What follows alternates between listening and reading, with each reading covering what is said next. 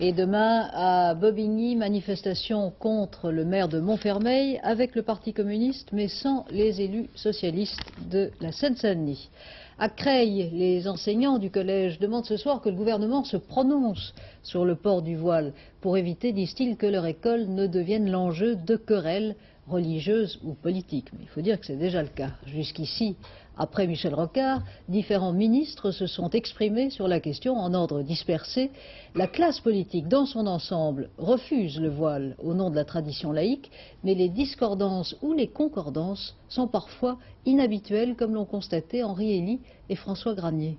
Je crois que le point principal, c'est le respect scrupuleux de la laïcité, parce qu'en définitive, si on y réfléchit bien, c'est seulement en respectant la laïcité qu'on arrive à vraiment pratiquer la tolérance.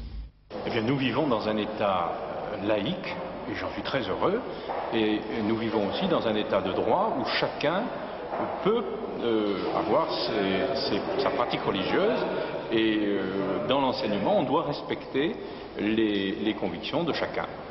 On se sert à l'heure actuelle de jeunes enfants, ce qui est excessivement grave, n'est-ce pas?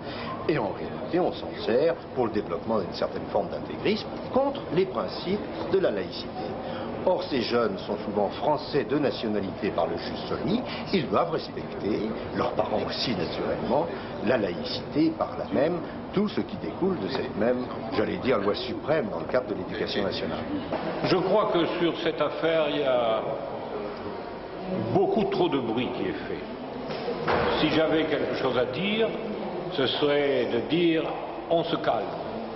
Car je crois, j'ai eu toujours cette conception que la laïcité c'est la tolérance, et je crois que c'est dans ce sens qu'il faut s'orienter et qu'il faut parler entre tous les éléments, toutes les parties en cause.